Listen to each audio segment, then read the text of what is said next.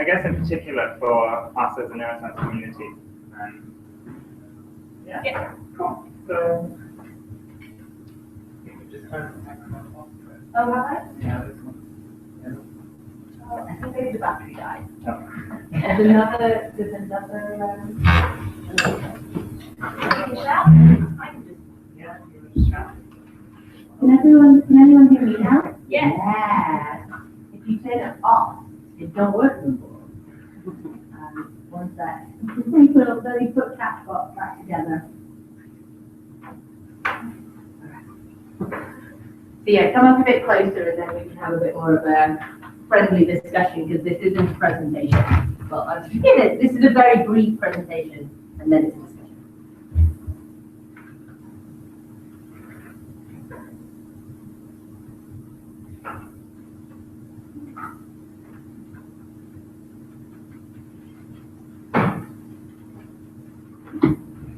Hello. Hello. Is it working? Yeah. Yeah. Thank you. Never done a presentation like this before. How close do I have to hold it? Yeah. A little bit closer. Yeah. So thank you very much for, I would say coming along, but I guess for staying in the room. That's nice. We're here, Hannah and myself, from the Open Research team at Wellcome, which is a very new venture, as it were. We went into incubation, I think we refer to it as in early last year, and we've been sort of working on what more Wellcome can do in the open research space. I should say, open science, open research is fairly interchangeable in this talk. We say open research because the Wellcome Trust also funds a lot of work in humanities and social science, and they got a bit cross into it like science just to run it. But essentially they cover most of the things in our view. Here is the Wellcome mission. We've had rebranding recently. Unfortunately, our font isn't on this feature, but imagine this in the Japanese font. Wellcome exists to improve health for everyone by helping create ideas to thrive. And we do this through many different ways. There's the more traditional response mode funding that you probably well know, Wellcome Model Fund, that comes under advancing ideas here. Seizing opportunities refers to working in a more strategic way, funding in particular areas of strategic importance. And driving reform, where we also work in ways to change the way people work, and open research comes in under that very strategic. So this isn't all the things that we cover in open research, but it's a snapshot of some of the things that we consider. And our team tagline is that we have a vision of a world where there are transformative improvements in human health because research outputs are managed, shared, and used in ways that unleash their full value. Oh yes, what do we mean by open research outputs? So outputs, we include data, code, materials, publication. And if you think there are other things that we should include in this list, please do shout for open suggestions. And the cartoon here shows something I think that we feel fairly strongly about, is that the publications have an undue weight put on them, in that they're the currency of research, and we would ideally like the other research outputs to have as much value as possible. I think I've covered most of this already. We're a newly established team. We officially exist as a panel about 2 weeks ago, although we've been working together before that. But we are still sort of in setup mode, so that's why we're sort of here for consultation, as it were. We will be giving out funding for various things in 6 months or a year or so, but we don't have anything open at the moment, which is obviously a great opportunity to help shape what we might do. So don't be shy.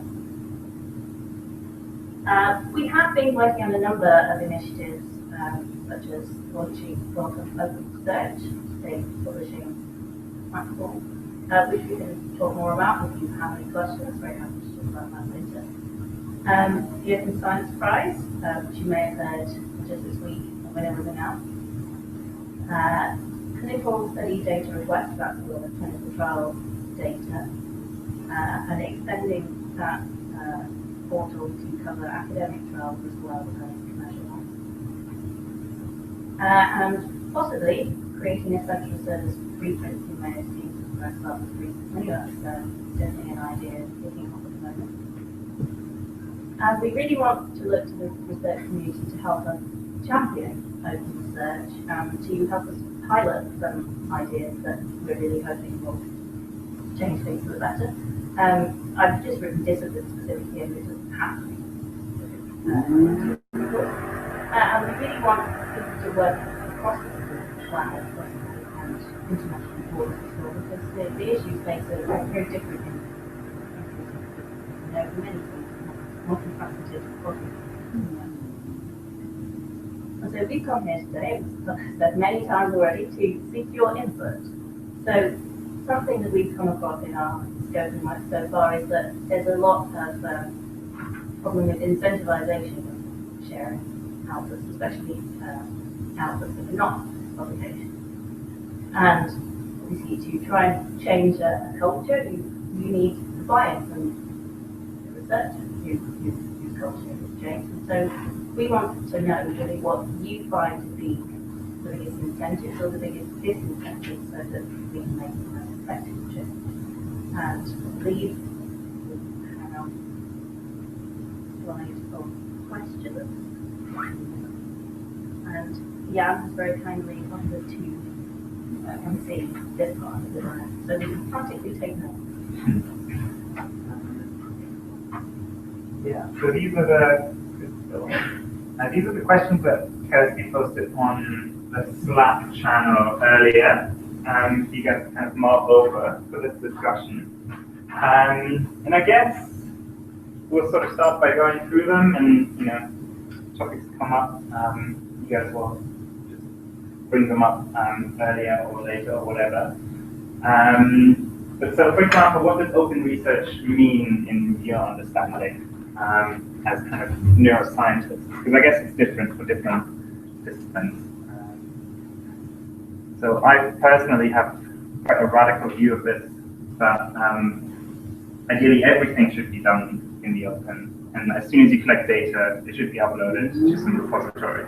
There shouldn't be any delay in that, and then everybody can see what you've been doing so far. And then everybody can kind of go along with your research process. And that's obviously extremely transparent. And I think, like, technically that's very difficult at the moment, but I don't know what you guys think about that. How have you guys? I think that one problem is how to upload files and data in a kind of straightforward way. We don't have usually in the lab any person that is specifically designed to help us to go through this process. So it feels to me that doing open science of research is great, but adds an additional burden to the amount of work that the researcher has to do. So for me, it would be really beneficial if there was a person in the university or in the lab that was paid to make these like efficient and transparent and would be there to do problem solving and help me practically in that. Yeah. So it's a burden. So it's a burden right now, I guess, in terms of time. Yeah. And what would you like a person like that to actually do? Like, what does it mean for you to have your research open, I guess, by another person? Well,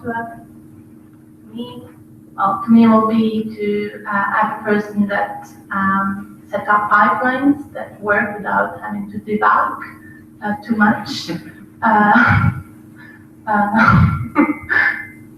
So that will make the whole process easy and enjoyable, rather than, I mean, for me to upload like imaging file on some repository.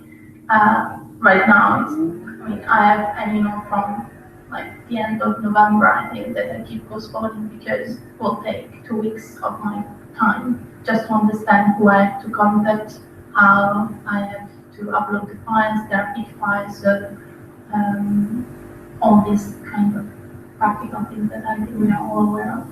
Can I ask where you're trying to upload them to? Is the University of Cambridge repository for So they're very helpful, and they reply to my email immediately. It's just that there are a lot of practicalities that needs to be sorted, and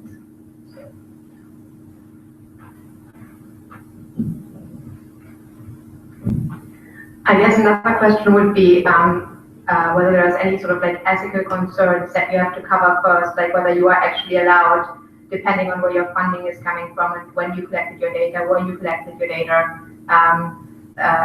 how easy it is to just upload it, whether you can make that decision or whether you have to contact certain people beforehand and to really know who is involved in this, like yeah, whether there's an expert who can like, you know, maybe go over your ethics with you and check, okay, well, so this, you know, from this funding agency, they have these regulations or like all these kind of sort of like legal questions, I suppose, that seem quite daunting when you have never done it before. I think, as Matilda already said, like once you've got a pipeline established, like once you've done it once and you know like all the steps, it's probably going to be easier than you anticipate. But I think the first time of doing it, you really kind of want someone to almost walk you through it, because otherwise it just seems like you really need to make this time available to like figure it all out by yourself.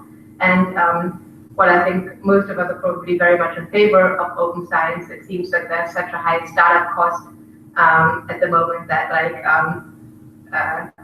yeah, I think we're always postponing it. I think, oh yeah, I'll do it next month, whenever. And the university actually already has people like that for open access, is that right? Cambridge, yeah. Because I remember when I published the paper, they were really helpful. So somebody like that for data could be good as well.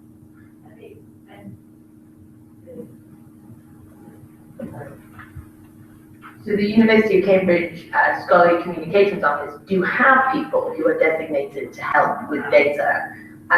The problem is that I think that we don't know as neuroimagers how to best save our data and communicate our data. I think that's it's not really the case that there isn't someone to help. There are people to help, but they don't know the answers. So there's an initiative that has to happen, I think, within the neuroimaging community to be able to come up with a set of standards, and then you can have some folk who are working on the open research side. I think that's like an additional roadblock. So has anybody here actually already done uploaded their data from a neuroimaging project, EEG or MRI or something like that? Yeah. Can you tell us about that? So basically, I hosted a challenge at a conference, and for that I shared some of my data and tried to engage people to work with these data. So we have actually methods which are run on the same data, so we can compare that. The only problem with that is that you need so many data and process them in a proper pipeline, and otherwise you don't get people engaged because they think, well, little data set, that's not enough to put my time into that, I guess. Mm-hmm. You were trying to do that kind of like a hack style. At the conference, you uploaded your data so people could look at it. So the data were uploaded beforehand, and then people could basically apply the methods and gave some rules what we are looking for, and they could upload their results as well, and then during the workshop, basically at the conference, we discussed the results and we found the winner, basically. People thought it was kind of too small a data set. So for my channel, it was too small of a data set, yeah. Because the problem is also when it's like a problem that's hard to tackle and you have only little data, then it's very complicated. That's it. When you have like a small problem and you separate, that's fine. But when it's a very heterogeneous data set, you need like hundreds or more. I think it's a really nice idea that you do at a conference. I really like the idea. And we're actually that group over there is working on an open data set right now, which comes from a big autism neuroimaging project. But I guess that was kind of, the project was set up with the aim to publish the data. So, no? Do buy data? Yeah. No. Okay. Then afterwards. Okay. I whispered to. Yeah, that would be nice. I'm going to try and find a place where it doesn't whistle too much. The Abide data set was bringing together scans that had already been collected at a bunch of different sites. They had to be anonymized, they had to get ethical approval from their individual institutions, the IRB, the Institutional Review Boards, to say that the data was sufficiently anonymized that it could then go into a database. And then that is the openly available data set. And on top of that, there's now pre-processed openly available data. But there's not many initiatives. Well, that's not true. There are a couple, because the Human Connecting Project, for example, that was always designed to be made available. But the Abide one wasn't originally. I think a lot of it's post-hoc. So does anybody have any other really good examples of where somebody shared neuroimaging data from a paper that you read, and maybe you thought it'd be nice if the data was available? It was. How many people have used other people's data as part of their work? That's raw data, or sort of looking at figures and publications and stuff.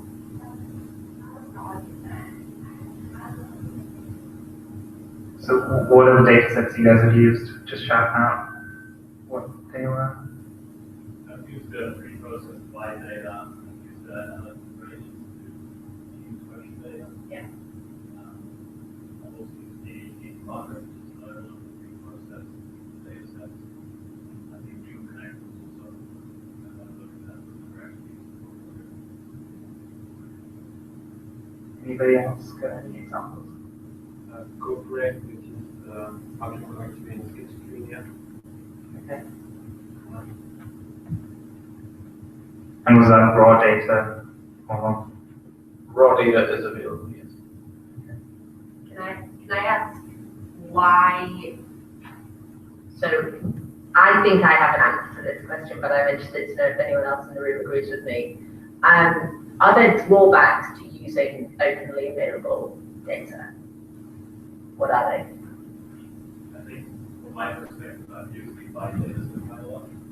And the reason one of the reasons I'm now working with already pre-processed data, because if you take the raw data, the quality control that they claim they do doesn't tend to be very good. So I've worked with the raw data that you can get from Abide as well, where I think we started out with a data set of about 400 subjects and ended up throwing out more than 30% of them because they were just rubbish scans. Just the basics were already not very good, and it ended up taking quite a lot of time. I know some of the consortia say they do quality control, but I have no idea what the quality control actually is.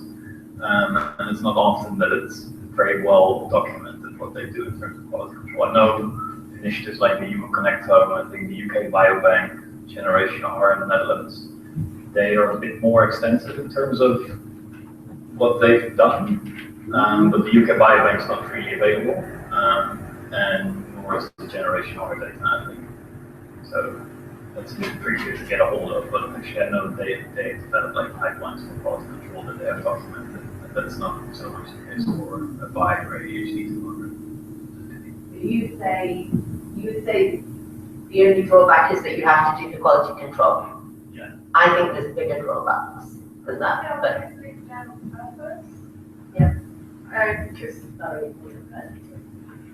because I think, for example, if we want cognitive data, we usually want to experiment with these kind of public available data sets, so usually sort of more general purpose rather than specifically being designed for different questions. In my case, this is probably less useful. Yeah. I was just going to say that it's kind of high risk. If you have open access data sets and you don't know if other groups are working on the same project. that might be a deterrent to some people where it's more of a sure bet that if you collect your own data, you know that only you are analyzing it, even though there could be many drawbacks based on statistical power and things like that, but could be seen by some people as high risk, kind of high reward data. Yeah. I think you have to do more to publish a paper using openly available data than you have to do with your own data set.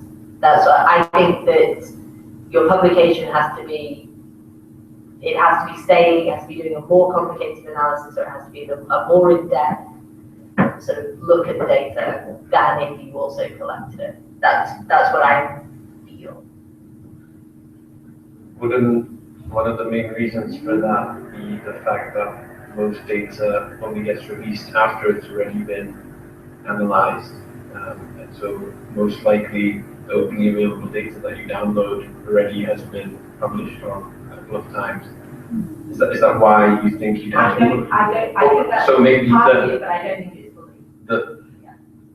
Like what's, I don't think it's happening that much, but cases where data might be released before any analysis has been done, like the Allen Institute has done with this mouse, functional connectivity or functional bursting during video watching or something, this massive data set that they haven't analyzed. I feel you should be able to get away with doing less. Is there anyone? I feel like there's one. Yeah. Just to sort of add maybe to that, that's another benefit I think of open data is I work mostly on autism imaging data, and in a lot of papers that we publish, reviewers will generally say, oh, can you replicate these findings in the Abide data set, for example? So even though it's already been published, it tends to be a very good resource if you just want to sort of get around that comment, even though it's still quite tedious to go through all these scans. At least there is some external data there that you can try and replicate your original findings.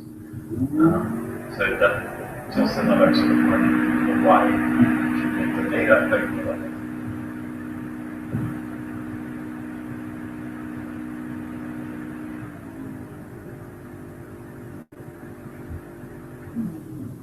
And so I guess moving on to one of the next questions is, what could the Wellcome Trust do to address some of these issues we've had? So I guess in particular, like quality control issues. Are there standardized metrics of quality that kind of should be released with the data? Or, does somebody need to create a standard there or something like that? I think the problem sort of boils down to the fact that all the different kinds of data that you work with all require a sort of own way of making it available. So for imaging data, you need certain sets and it needs to be in a certain place or whatever. I know there's, in the UK alone, there are probably 4 or 5 repositories for imaging data, and they're all completely different. There doesn't seem to be a golden standard developing at the moment, I think. It would be nice if there was one, but at the same time, I can see drawbacks from that because it's quite different than other type of data that you have.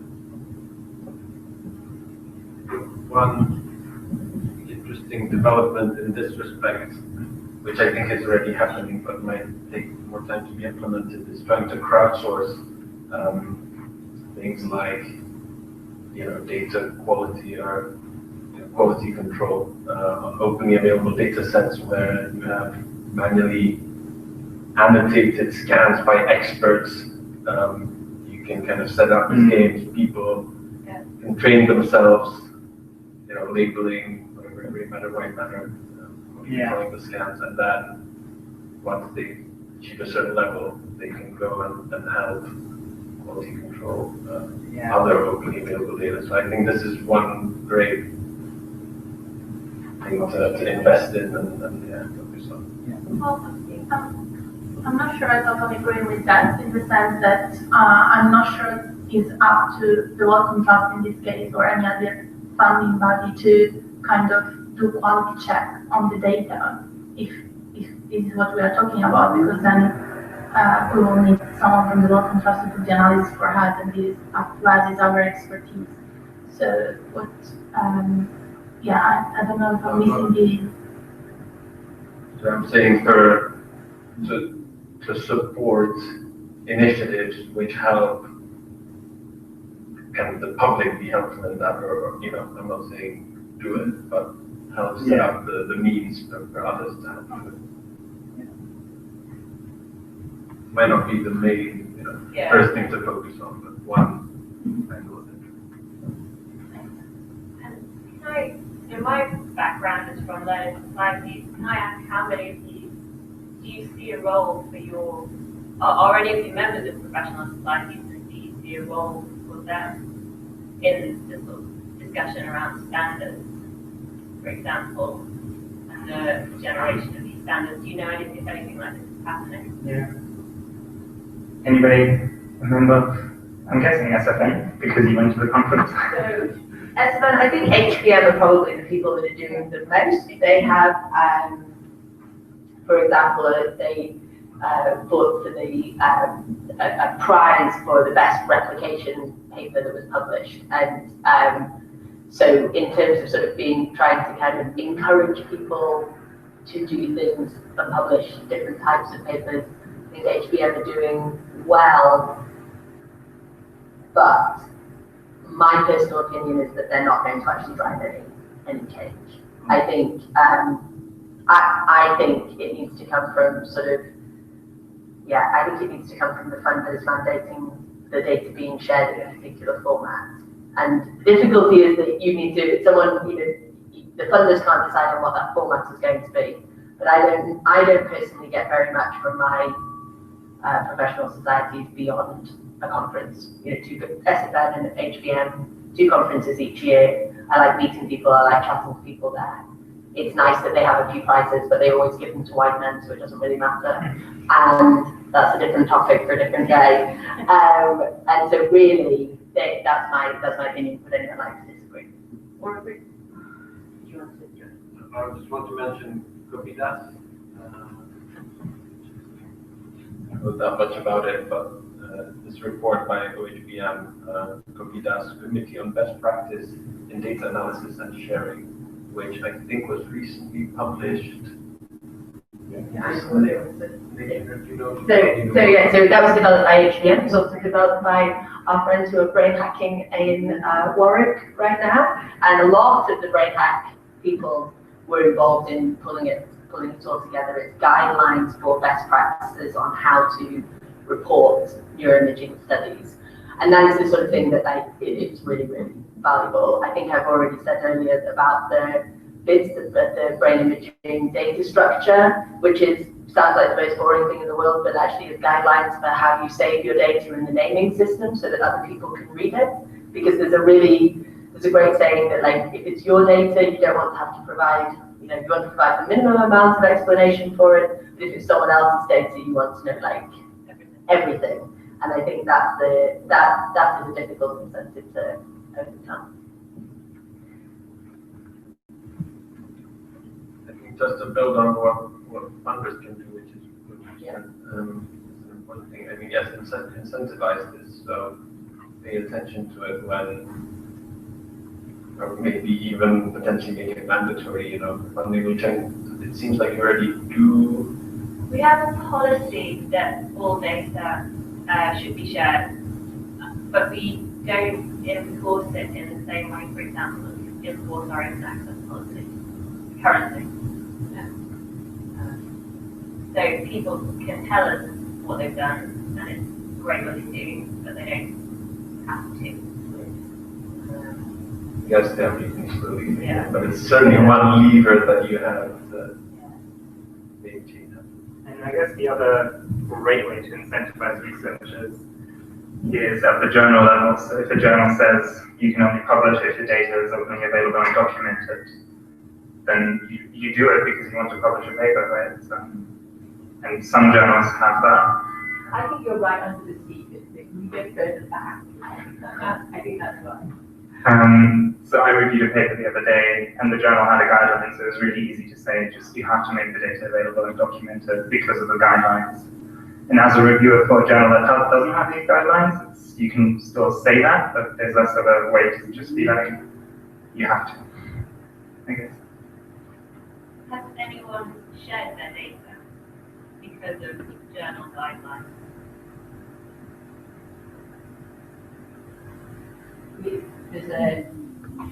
there's an additional challenge with using human brain imaging data, which makes it very difficult to actually make it openly available. Because oftentimes you can't give informed consent for it to be available for everyone to use. But I would be interested in knowing people in the room's opinions. So when we publish papers on neuroimaging data sets, you can often do more things with the data, right? You very rarely publish a paper and then be like, that's it. I shall never ask a question of that data set ever again. So are there problems with being forced to share your data at the end of one publication?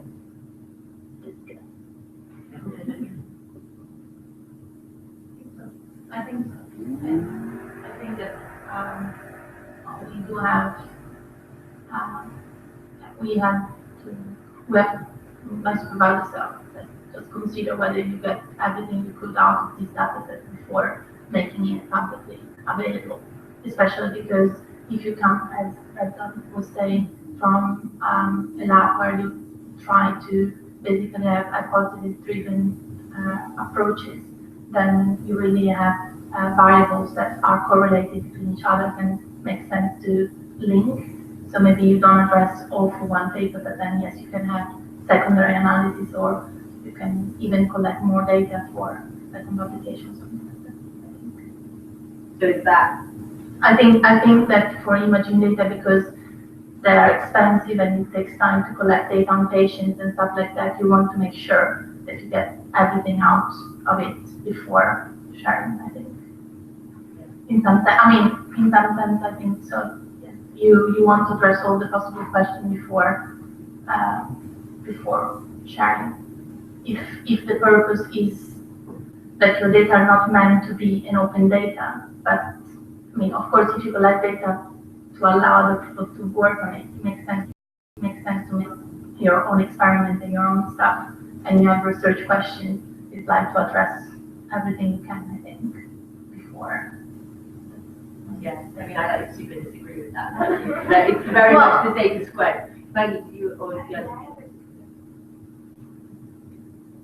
So I think that one thing that would really affect us, obviously, is the cost, as you said, and I wonder if we can expect that the cost of imaging would go down in the future, right? As technology progresses, or you see it only going up to 70 and larger field strength and magnets.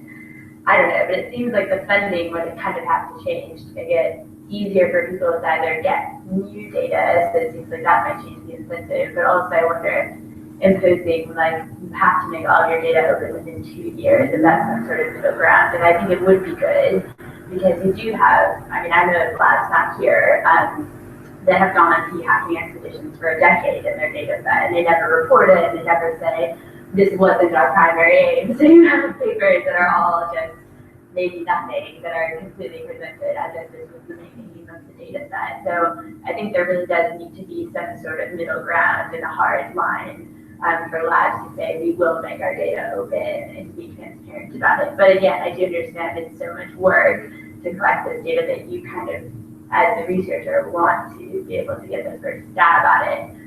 But it can be kind of difficult to maybe really progress the field the way it needs to go for. No, I totally agree. Yeah. How about if data sets just come with like a white paper describing the data set? Then people will research their own citations, right? So your data set's available online somewhere.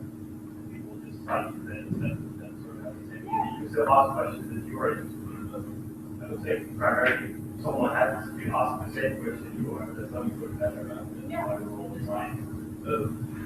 So the key at the moment, Richard was saying that for the live stream is that if you just, like, if all you care about as a researcher is citations, then you could just write a data paper or a white paper that went with it. And that, to me, is something that I think the funders could possibly, I'm not super sure that it's something that the funders are particularly able to do, but hiring committees, for example, could acknowledge that.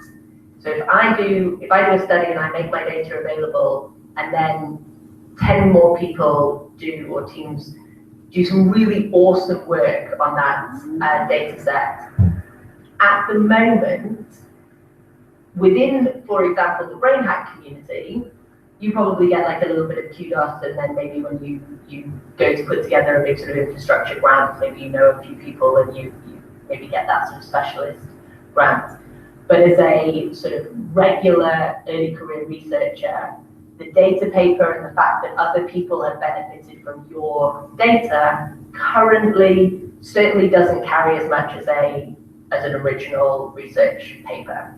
And I'm open to discussions around them not carrying the same meaning, but at the moment I think the balance is really out of sync with the amount of work that goes with it.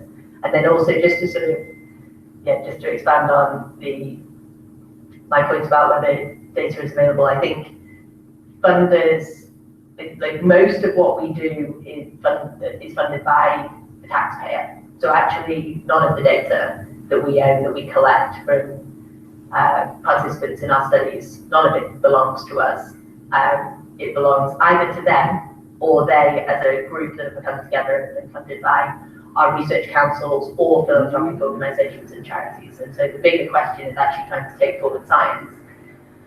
And if my sort of thoughts on this is, if everybody is mandated to behave in the same way, in a moderately altruistic way with some sort of time kind of scale to give you time to collect the data and then do a bit of analysis and work on it, that's much more fair than asking early career researchers to do particularly good things when a lot of others aren't being held to those standards. This is perhaps a slightly bizarre idea. You mentioned the idea of having, within 2 years the data's got to be out there. Would something where the more senior you get, the less time you have to share your data? So as an early career, if you're trying to build up, this is completely just spur of the moment thought. If you're junior, you get more time to try and build up your portfolio with your data before you have to share it. If you're more senior, then you operate on a sort of slightly more publish immediately kind of approach. Is that? I think that will be practically very hard to implement. So that's again my own study. Like I collected quite a lot. You wait for the mic. So I think that would be quite difficult to implement. So thinking of my own studies, I've collected quite a lot of MRI data. But my supervisor is the PI of the study, so he's the senior person on this. So which timeline would be used, like mine or his, if you want to implement that? And I think that's the case for most early career researchers, is the grants they're working on might be their own, but very likely they're going to be the senior PI's grant. Yeah, and then it becomes almost penalising if you don't have your own fellowship, if you don't get that protection.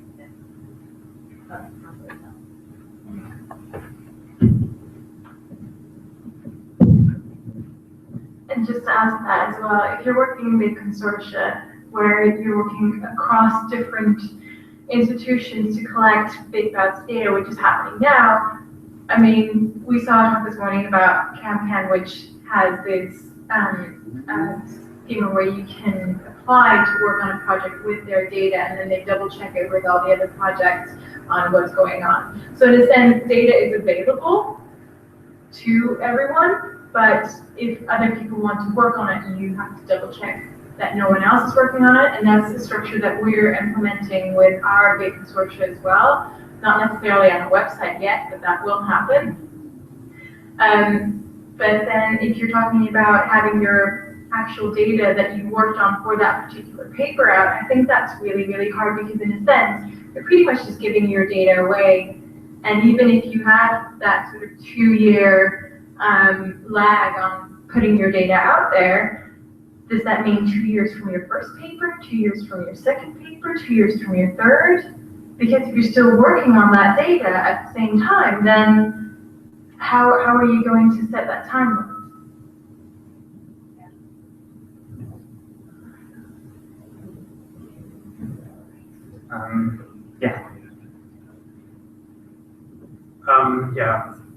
I have lots of comments on many of those things, so let me just pick on the last one here. So if we actually start implementing sharing more widely. This means that not only your data is available to everyone else, but also everyone else's data is available to you. So those same fears that you have about everybody else, you could apply that to everybody else. And that is actually an opportunity, so that your data could actually yield much more than it could yield if only you were to work on it. And you could also get much more out of the data that others have produced. And it's very rare that people really have exactly the same ideas. They might have very closely resembling methods, but still the ideas tend to have some sort of variation. Plus, most scientists are honest.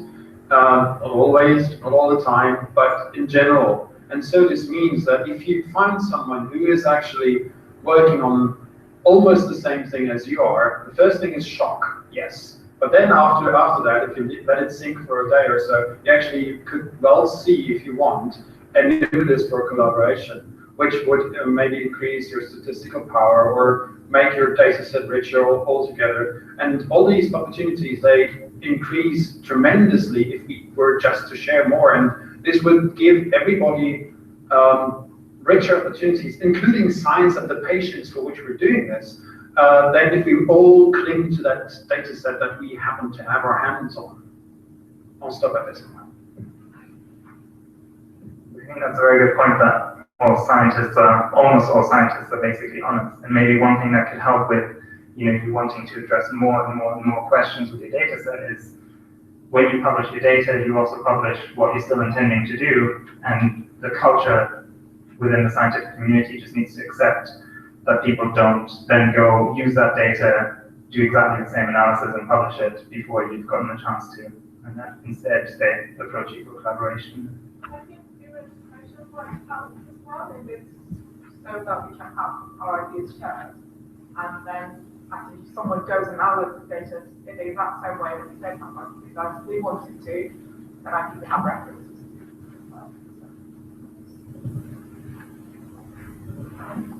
Thank you. Just one point. I think that changing the mandate on data sharing without, in parallel or even before, changing the incentive to do that won't work, because it will just, if people are even partially motivated by career advancement, which I think many of us are to some extent, it'll discourage people from collecting good data sets within their, like, usually your funding, your PhD or your fellowship is quite flexible, and you can focus on data collection or focus on methods training or developing new analysis techniques.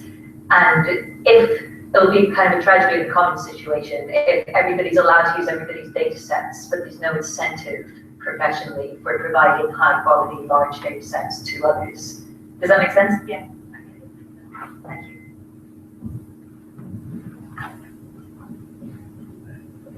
Well, I think there's a really easy way to incentivize it, because most people are driven by publications. So if you came up with some sort of system where if someone uses your data set, they have to go through you, and you and whoever worked on the data set is put down as co-author, then effectively you're producing something that people can use, and you get credit for, And then it will incentivize people. If you come up with a really good data set, you're going to get a bunch of publications, and it will be really helpful for you. So.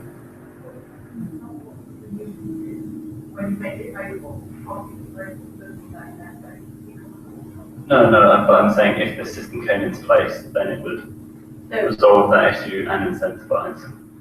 I know it's not a system at the moment. I'm saying it could be. It's an idea. I think it is a system at the moment. I think it's a very broken one. Okay. This was the research parasites excitement that happened maybe a year ago now, with the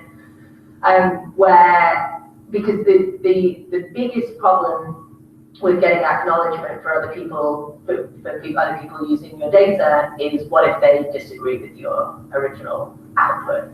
And if you are allowed to be an author on a paper simply because 15 years ago you collected some data, and you don't actually have any sort of academic sort of thought that goes into interpreting the findings, that takes away, I mean, we're also in this problem where it doesn't really, no one really knows what it means to be an author of a paper anymore. Like you read it and there's 15 authors and you're like, I don't even know. I don't even know what these people did. It doesn't currently mean anything. They can add it to their CV. So if your system is rewarding people simply by the number of publications that are on their list when they apply for funding, then yes, you can absolutely do that. But giving authorship and then potentially giving control over whether a paper is allowed to be made, whether a result is allowed to be made public or not, for me that's very much not open science. And I think it's the system that we have right now.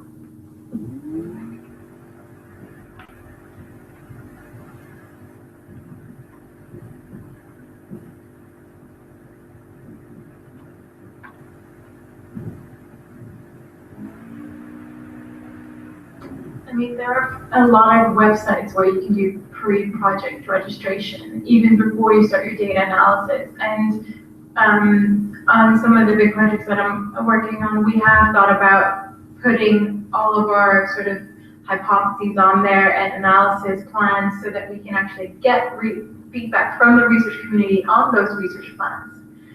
And then because that's sort of even collecting the data, that means that you will get a lot of valuable input from the entire community on how to collect your data as well. And I think that in general is a really good idea.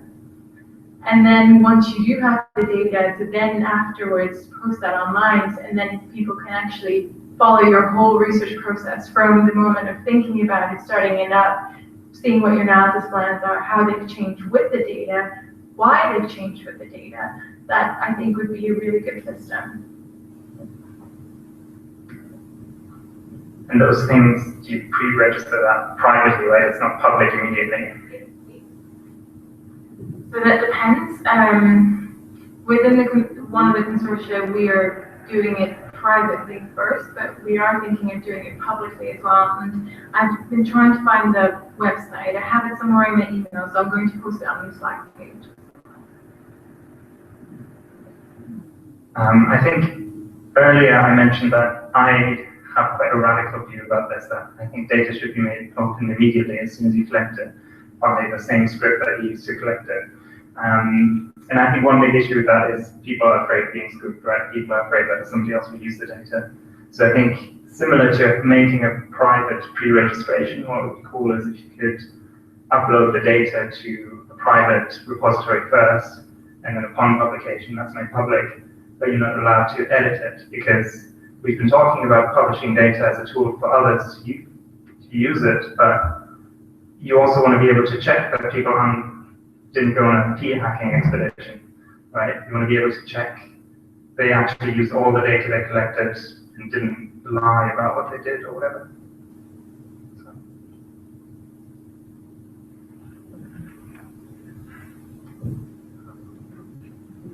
Just to say, we focused a lot on data, but sharing data isn't the only facet, I'd say, of open science. So sharing code, I guess, is a good idea as well. Publications, articles being openly available is also nice, and ideally full open access seems preferable to these hybrid models where you pay once to the publisher to subscribe, and then you pay again to make your article openly available. Open review article about that. I think that's yesterday about Concrete Quartet being a nice in this respect. I'm sure there are other examples, so it was just to kind of flag that up. I think data is probably one of the main ones. Code is pretty big, right? So, does anyone have opinions on the best way of getting credit for code?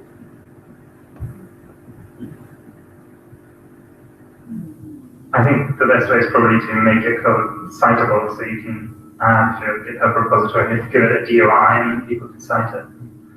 But I guess you then need to be able to kind of work that into, I don't know, people need to be able to see that you've been cited for your code as well. Like if you're applying for a job or something. So now let's come from a completely different field. I'm an astrophysicist, and we have something which is called the Astrophysics Source Code Library, which is a specific place where you can put your source code and it is citable. And so very slowly that's being adopted, so maybe that's a useful idea for you as well. Do we have that in neuroscience? Something like that? Where do people currently keep their code? GitHub, yeah. I think they usually do, yeah. I think most people usually actually just keep their code like on their laptop and occasionally email it to people that they are friends with.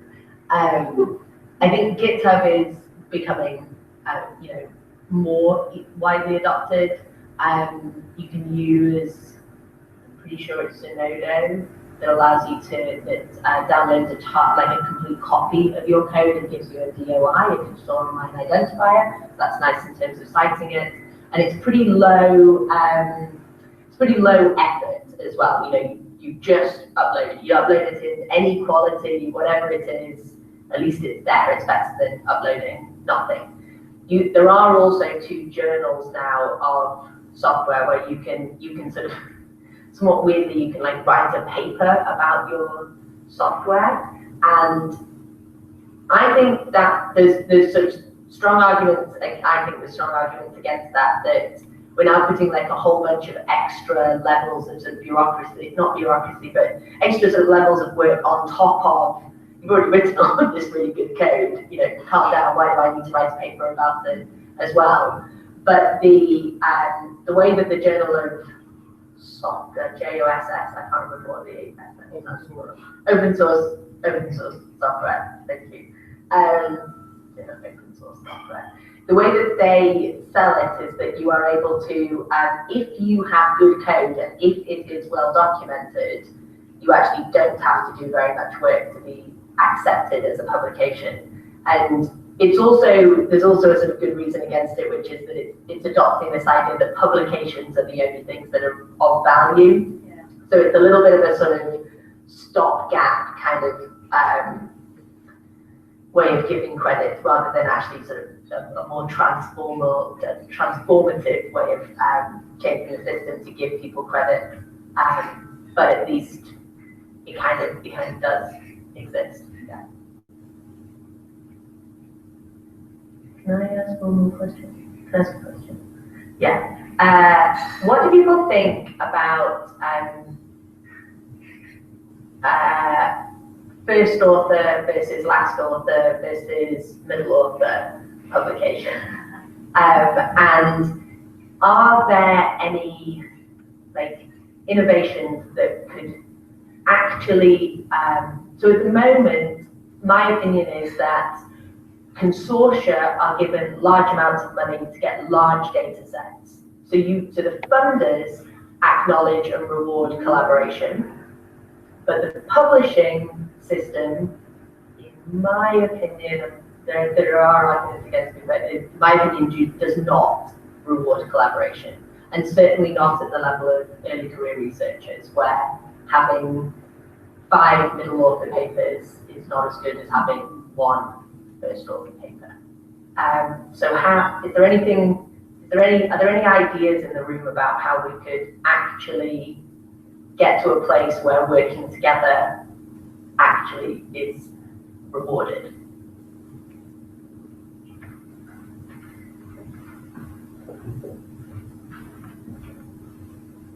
I guess that also kind of depends on how the collaboration actually works out, because usually in the very big collaborations or in the very big consortia, it's usually like the first and second author are the people who've actually written the paper and sort of came up with the analysis. And a lot of the other people tend to be people that either either the people that collect the data, or it can be a bit tricky to figure out what everyone's contribution is and how you evaluate that contribution. I'm not saying one's more important than the other, although I do have some feelings about that. But I can see why funders, or why sort of, if you have to make, as a committee, you have to make a decision to hire someone as a researcher, you want to have people that probably came up with the original ideas or are capable of writing. You don't necessarily want to hire people that can collect data, because that might be, you might be looking for someone else in that case. So I can see funders evaluating publications based on that. I do think there should be clearer guidelines on like how you put authorship on a paper depending on what people's contributions have been. But I think it might be quite difficult to sort of get a working definition on how to like actually implement that. I mean, I'm sure most people are aware you can do shared first authorship. So one way you could try and sort of fight the system is a kind of Spartacus approach, just give everyone shared first authorship. I'm sure Nick Krieger's author would love this. And yeah, just fight the system that way. Can I ask a physicist who sits next to you? I think in physics, author lists tend to be alphabetic, in alphabetical order. So it depends. So particle physicists, which have huge papers, tend to do that, but there are thousands of people on there. The astronomical collaboration I'm involved, what we do is there's a couple of so-called key papers, which are essentially doing the main goals of why the instrument was built or the data was taken. These will be alphabetical. Every other paper will have a couple of lead authors who have done the analysis, and then it will have a second tier of alphabetical authors who have so-called builder rights, which is, for example, people that helped build the camera or the telescope or something. So how do funders assess what you did in a paper? Oh, that's a good question. I guess with these two tiers of authorships, it becomes a bit clear who actually did part of the analysis and who's just on the paper because they are a senior member of the collaboration. Apart from that, probably you would have to specify with your funding agency, or some people split it up like these are papers who have contributed to the main analysis, these are papers who have builder rights. So you have several categories of papers essentially. I would add that actually for, I think, a lot of sort of junior fellowship applications, people tend to ask for that. They tend to ask like, please list what your contribution was to this paper. So I think that as a sort of general guideline for funders would be quite useful actually. I think you could potentially try and break it down into a number of categories, such as wrote the paper, collected data, analyzed data, contributed code. You know, if you thought about that, you could probably narrow it down to a number, and then everyone next to their name would have a list of which of these they satisfy. Potentially, you could try to determine some rules in order to have this then shape the order of authors. You could also, instead of referring to papers as the name of the first author, there could be some kind of consortium. And then essentially these categories would correspond to I'd just like to mention that this thing exists. I think it's called like author or the contributor ontology or something like this. They have specified like 20 or so different roles you can have in a scientific project. And they're looking for adopters, so give it a look. My opinion on that is if we try to shoehorn everything into an article, we will keep those problems even with the contributor ontology. So I think whenever we build something, we write something, we do something that has some sort of output, we should put that out. And then the number of people or machines or consortia who have contributed to that smaller thing will be lower. And so the signal to noise ratio in terms of finding out who actually did what will be much higher. And so that also goes towards the first question, like what do we mean by open science? I certainly don't mean making public the final thing. It is more about making the process public. And this goes along with what you were saying, like whatever I've done today should be available to everybody else tomorrow, roughly. And in that aspect, like if my supervisor wasn't involved in what I was doing today, then this will be visible to everybody. And we don't have many of those problems that we have nowadays because we're waiting for 3 years to assemble the work of hundreds of thousands of people into one thing of 10 pages or so, which will, whenever you're decomposing large, rich data into just such a small thing, you're losing signals.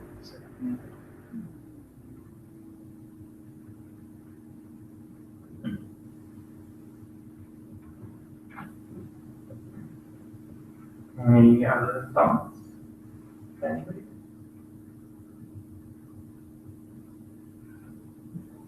Do you guys have any other thoughts or questions for us, I guess, as a community?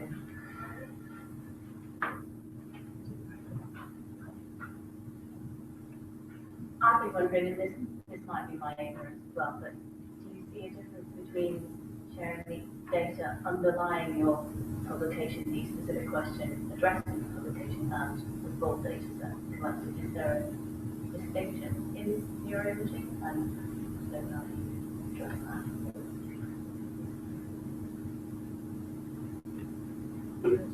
Yeah.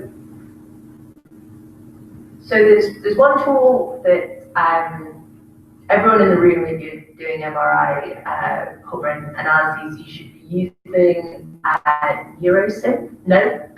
Neurovault. Neurosynth is Neurovault's brand. Neurovault is a place that you can upload your statistical maps. So that's uploading the 3D results file for anything that you do. And for me, there's no argument against doing that. You wrote a paper, you took some pictures. One of the worst things that I don't think anyone in this room does, but one of the worst things that I think you see in the neuroimaging literature is selective slices. So choosing just this particular angle down the brain that makes your result look really fabulous. Whereas you know that if you'd gone like slightly off to the side, it wouldn't look so good. And one really good way of getting away from that is you just upload the whole 3D volume, and everyone is able to look at your nice pretty picture, get the story. That's the point of the paper. That's why it's so condensed. That's why the methods are so rubbish. You read it through, you look at your picture, and then if you really want to know a bit more, you can go and explore and download the 3D result. That for me, I don't think there's any reason to not share that.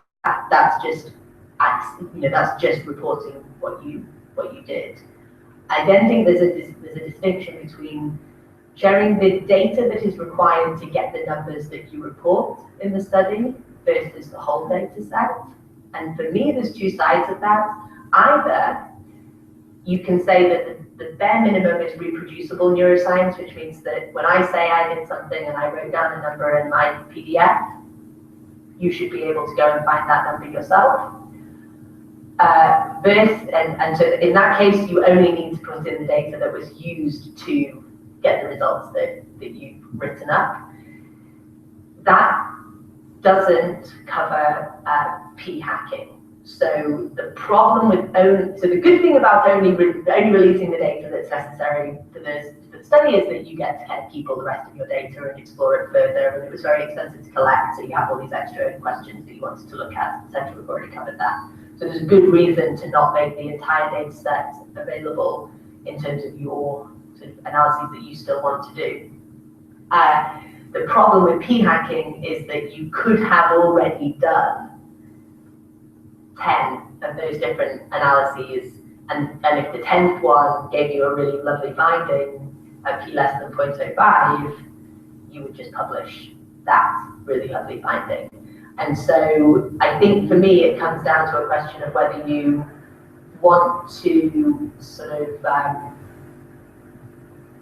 be really, really checking up on what everyone's doing in the sort of in a very, very like skeptical way versus what I personally would advocate for, which is just make those numbers that you write down in your paper, just provide evidence for those. Like the p-hacking is a massive problem. Certain areas of, like social psychology has come under a lot of attention for it, but it probably is in lots and lots of areas as well. It's probably in neuroimaging. We just haven't, people don't make their data available, so you can't tell. It's harder to see the mistakes that are there. But I think there's two different motivations for how you share those different aspects. But sharing the 3D maps, do that right now.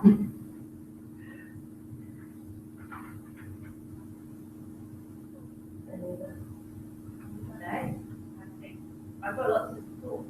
I think it might take a while to digest them. Yeah. So I guess you guys all heard them wheeling in the trays of the bottles, which are at the back now. So I think we've got beer and wine, is that right? Yes, we were going to have an unconference, but I think we should Oh, do yeah. beer and wine, and then we'll do the unconference Okay. while everyone's got a beer and wine. Yeah. So I guess we'd just like to say thank you to both of you for coming up. And I was just about to say thank you to everybody else for all their thoughts. It's been really helpful, and hopefully you will see in future months, in the months to come, some of the thoughts that we're starting to put forward, and we'll probably be coming back to the neuroscience community with these ideas going forward. So if anyone would like to keep involved, then feel free to get in touch. Any suggestion for some future Brainhack sessions that could involve some policy hack? Make available some of the policies so that the community have it. Oh, I like that idea. Policy hack. Okay, that's a good idea.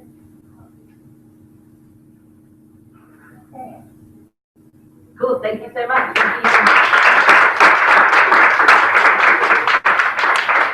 So yeah, grab a drink, and then before everyone disappears, we'll do a little unconference. Come and tell me if there's anything you want to talk about.